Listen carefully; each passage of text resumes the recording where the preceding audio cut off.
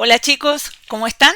En la clase de hoy lo que vamos a hacer una aclaratoria de muros para poder cerrar el tema de los muros, ¿cierto? Y pasar digamos, a los siguientes pasos para terminar nuestro modelo. Voy a compartir pantalla y empezamos a trabajar.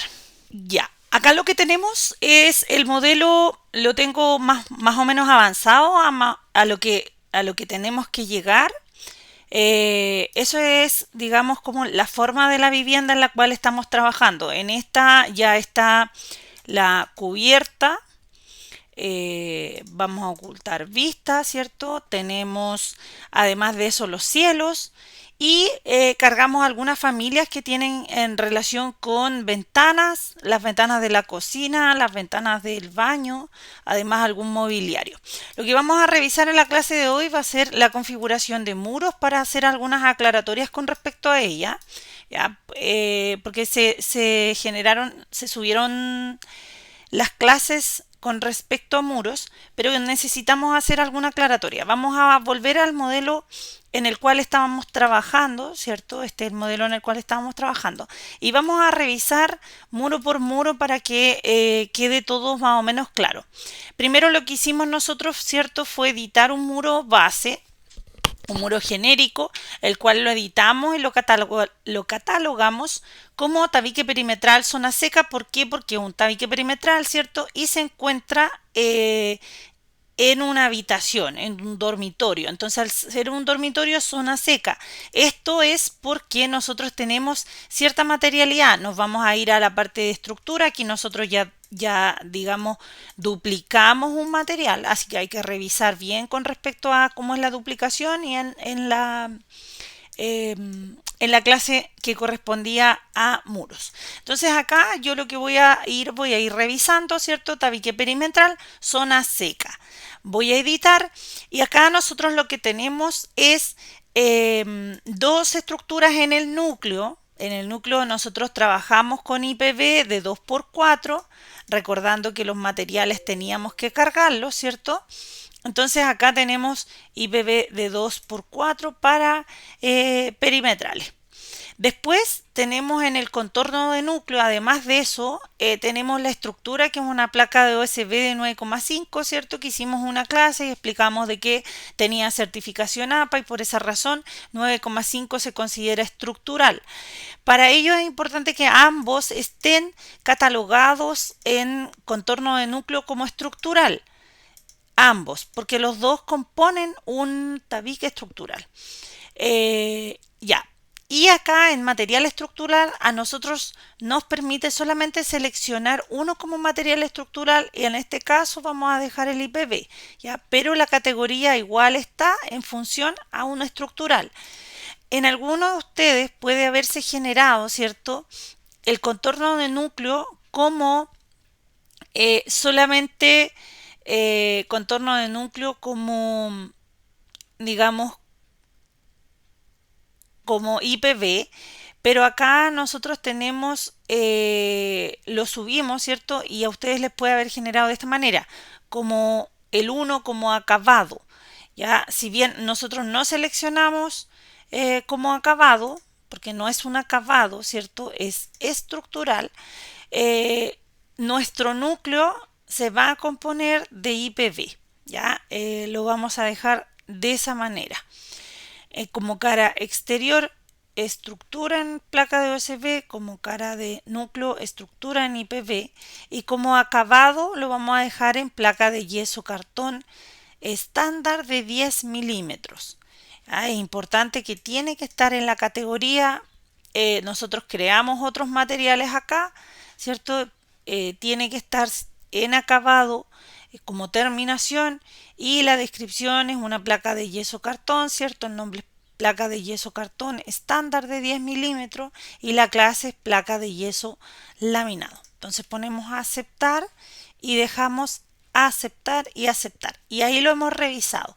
Después no es necesario ir uno por uno revisando porque nosotros hacemos el cambio en uno y se hace automáticamente en todo. Lo que sí vamos a revisar que todo esté en perimetral zona seca, ese es zona seca, este es zona seca, este de acá es zona seca, zona seca el frontal, un lateral zona seca y el de aquí es un perimetral en zona húmeda porque está la cocina. Vamos a revisar este perimetral en zona húmeda y podemos cambiar el nombre, ¿cierto? Podemos incorporar tabique perimetral,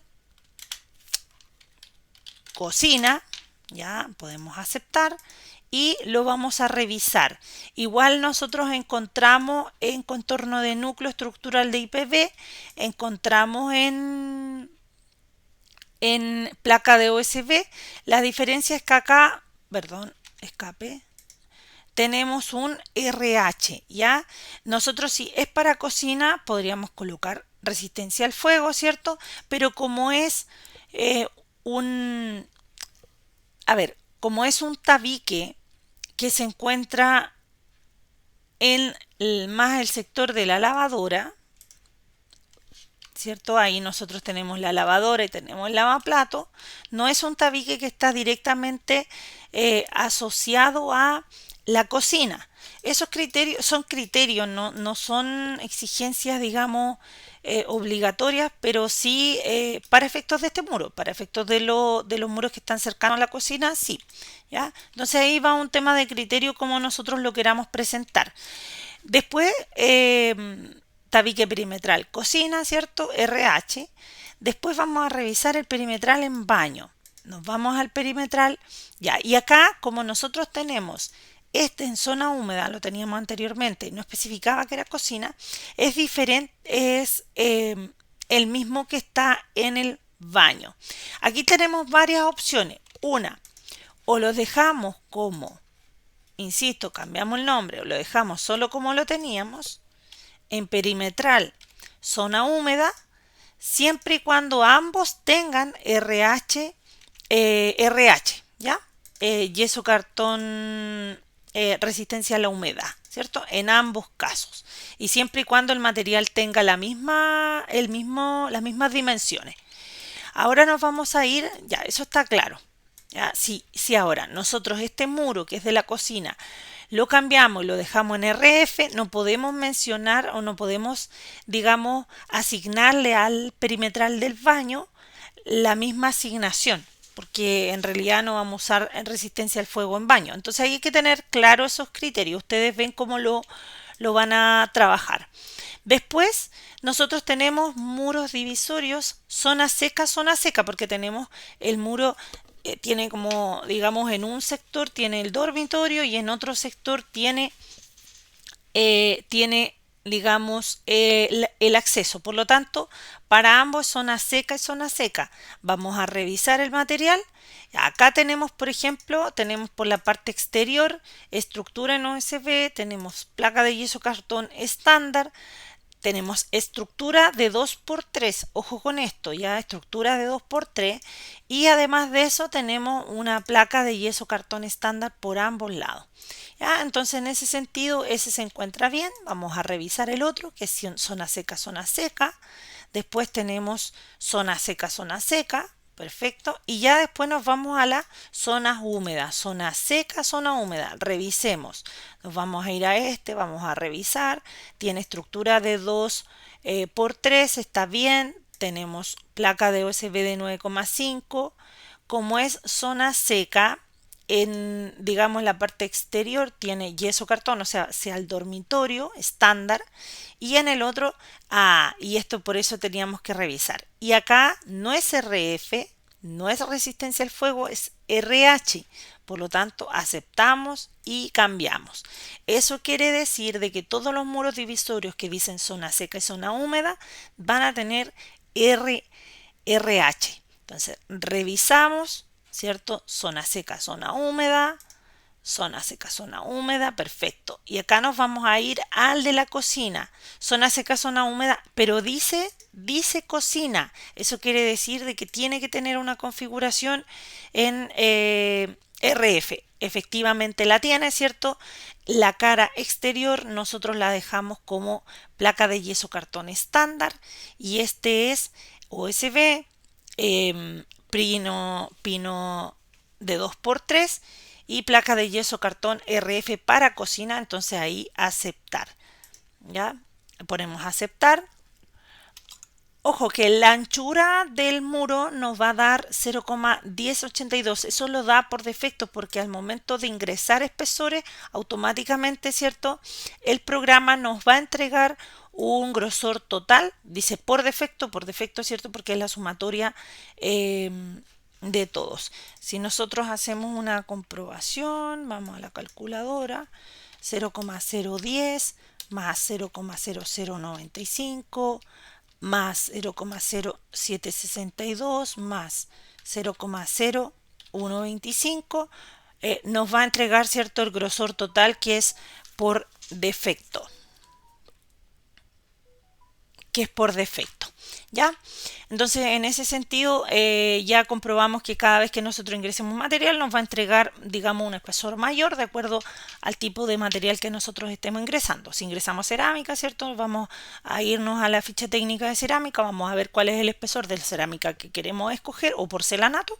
Entonces nos va a entregar más datos. Con esto para mí es suficiente, lo pueden agregar siempre y cuando los valores que agregue sean de materiales que yo encuentro en el mercado. ¿Ya? Entonces ponemos aceptar y cerramos. Después nos vamos a ir al muro divisorio de tabique. Perfecto, está bien. Y en este caso, ¿cierto? Zona seca, zona húmeda, está bien. Vamos a revisar algo en planta que es importante mencionar. Nosotros cuando tenemos o asignación de dos flechas, significa que esa es nuestra cara exterior. Si nosotros configuramos el muro, estamos diciendo que esta de arriba es la cara exterior y la de abajo es la cara interior, como lo menciona ahí donde tengo el mouse. ¿Qué significa eso? ¿Cierto? Que al tener la flechita, nos vamos a ir. Al tener esas dos flechitas, me indican que es la cara exterior, ¿ya? Cara exterior. El otro día en la clase yo explicaba con tabulador, no, para cambiar la dirección del muro, por ejemplo, ahí yo cambié la dirección del muro en donde la cara exterior quedó hacia abajo, pero debe ir hacia arriba, yo aprieto espaciador, ¿ya? Espaciador en el teclado. Con esto creo que hemos revisado todo lo que es muro, ¿cierto? ¿Qué más tienen que tener cuidado? Tienen que tener cuidado que al momento de, por ejemplo, aquí, ya esta cosa es importante, esto es importante de mencionar, que nosotros hicimos el radier y el radier debe llegar a muro. Me voy a ir a un corte. ¿Cómo genero un corte? Me voy a la planta, voy a ir a vista y en vista genero una sección, me da lo mismo, digamos, la dirección, porque yo lo único que necesito es ver, ¿cierto? Que nuestro tabique tiene que quedar donde llega el muro, no puede quedar porque si no ahí se acumula agua. Entonces, ¿qué vamos a hacer? Nos vamos a ir acá, pincho dos veces el radier y de esta manera yo voy a editar. Ya, voy a editar, puedo mover la línea,